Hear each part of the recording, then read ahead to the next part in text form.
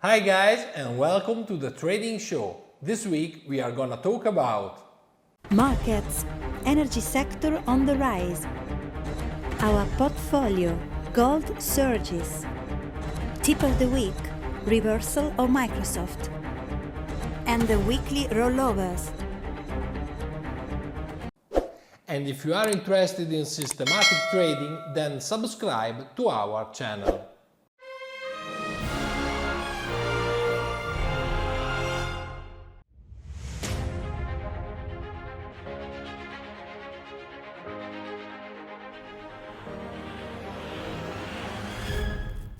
I am Francesco Placci, Head of R&D at Unger Academy. Let's start from the market overview to see together what happened during the week. Very quiet week on the markets. We have no particular movements to report, except perhaps the energy sector, which shows a certain strength, in particular natural gas with a 7.5% return over the last 5 days. Among the sectors that are moving, there are cryptocurrencies. Bitcoin has in fact partially recovered from the drawdown it had recently. While if we go to the equity indices, we can see that, as I told you, it has been a flat week. The bond sector instead is showing slightly negative returns. Metals show mixed returns. Copper is the one that marks the biggest rise. We also see mixed returns for both meats, soft commodities and grains. Among the currencies, the euro has returned close to 1.20, therefore it is showing a certain strength against the dollar. And certainly noteworthy is the trend of Canadian dollar, which is at long-term highs. As regards volatility, we see low percentile values both in the short and long term for equity indices. And we note a low historical volatility on almost all sectors except cereals and cryptocurrencies. Talking about implied volatility, the situation is very quiet. We have a very well-defined term structure which is in contango, absolutely different from the term structure of the COVID period of March 2020. So we can say that in a certain sense we are back to normal. The VIX index is at values among the lowest in the last 6 months, so from the volatility point of view, at the moment traders don't show very particular signs of concern for the future trend of equity indices.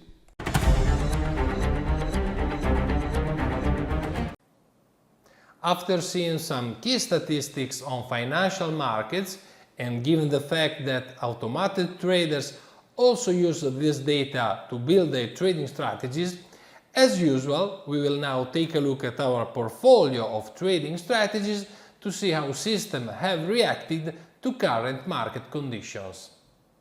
Good morning everyone from Alessandro Danos and welcome to this new appointment with the analysis of our portfolio. This week I want to show you 2 strategies on the gold futures, which is the main future of the metal sector. And in particular I will show you 2 bias strategies that tries to enter long during the second part of the session, while it will enter short during the first part of the session. In some cases, the strategy stays in the market for days, but in general, positions are held just for a few hours.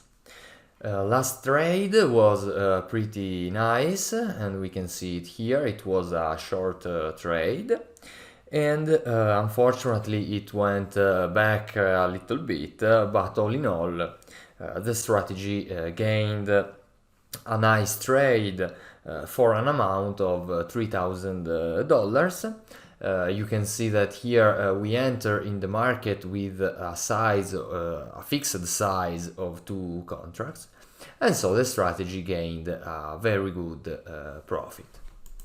If we have a look at the strategy performance report, and in particular the equity curve, we can see that it is pretty nice.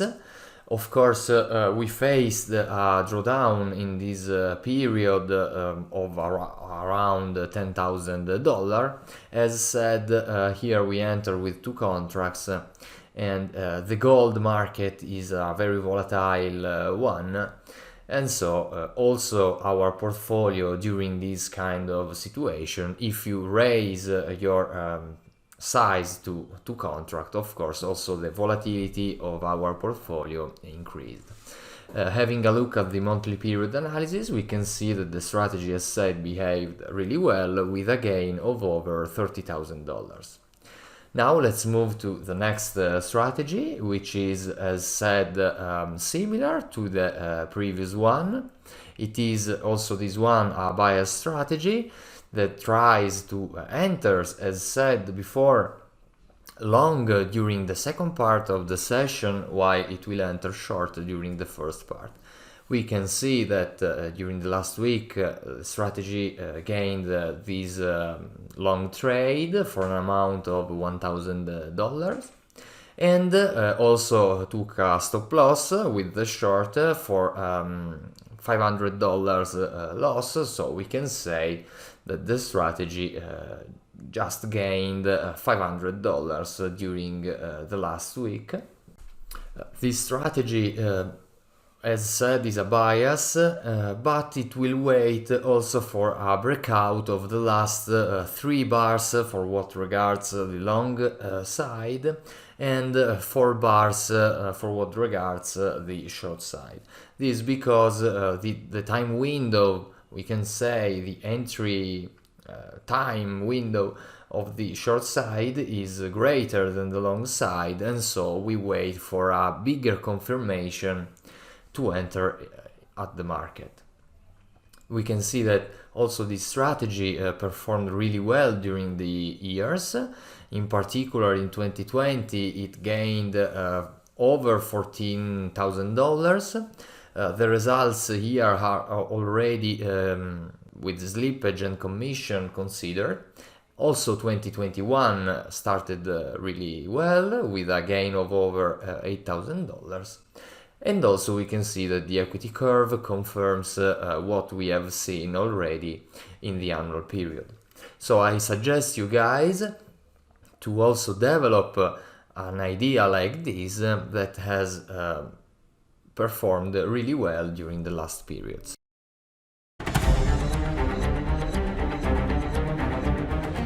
Hi everyone, hi from Andrea Unger. Today we will have a look at another stocks into the US market, and today we will talk about Microsoft Corporation. Microsoft is listed with the ticker MSFT in the Nasdaq exchange, and it has been for several years one of the most capitalized stocks in the market in the world. So I think it's quite important and it's worth to talk about it for a while. So what I'm trying to do is to try to see which are the main characteristics of this stock, and then to try to find a good approach to trade this kind of markets.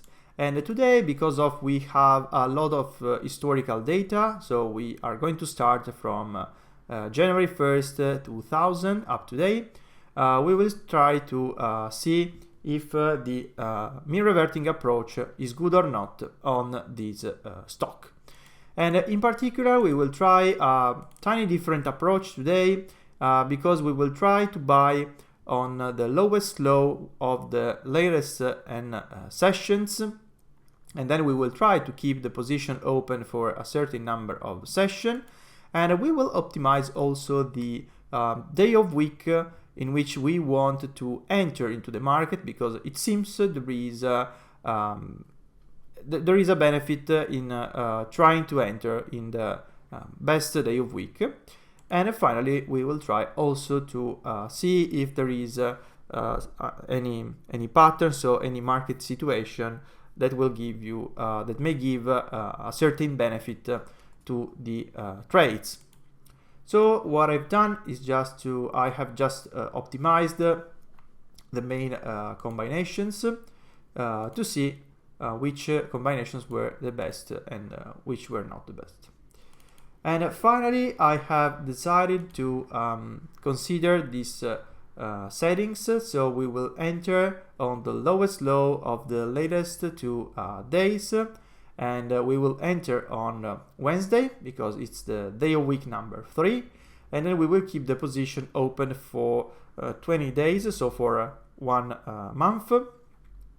And it seems there is also a good pattern. There is the pattern 142 that is giving a certain benefit to the trades. And in particular, this pattern tells us that the last close shouldn't be lower than the open minus 1%. So we are trying to buy on a retracement, but not when the market is falling in a considerable way, if we can say so. So this is the equity curve of the strategy. As we can see in the last 10-11 years, the strategy would have performed extremely well with a very nice equity curve. In this case, we are investing $100,000 per trade. So just to consider how many dollars we would have invested in each trade. And we can see that in the first 10 years, so in the first 8 years here, the strategy wouldn't have been performed quite extremely well, like instead in the next 10 years. But anyway, it's still fine, and it's good to know that in the second part of the equity we have a very good shape, because this second part is the closest one to the actual market situation. So it's better, of course, if the strategy has performed well in the second part rather than in the first one.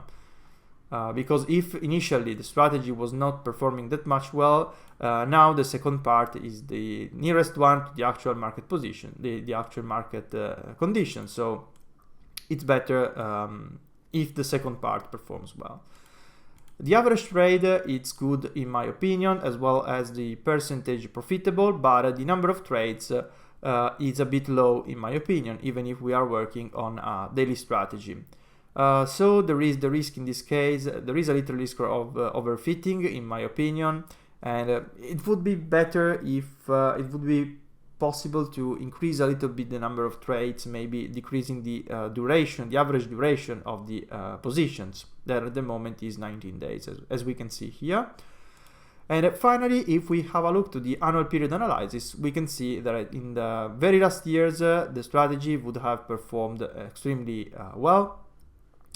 In the first half of the historical data considered, the results were fine too, but as we said also before, the second part is the best in general.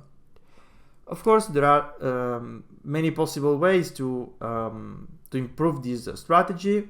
I would concentrate personally on increasing the number of trades to reduce the risk of overfitting, to be honest. But in general, this is just a raw trading idea and a very simple strategy. So I would recommend you to try to improve this strategy to create your own trading system.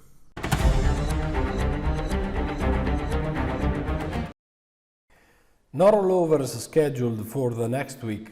Today is the first notice day for grains, but we have already rolled over these contracts in the previous weeks.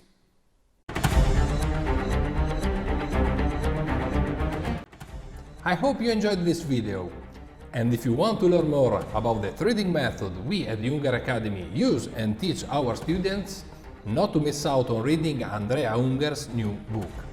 It's called the Unger Method, the winning strategy of the 4-time world trading champion. And in it, Andrea explains step by step the trading method that let him win 4 World Cup trading championships, and that you too can use to improve your approach to the markets and achieve your trading goals. And the greatest thing is that now you can grab it for free by just paying for shipping and handling. In the book there is also a rich bonus area with links to videos reserved only for those who get the book. Don't miss the chance to take your trading to the next level.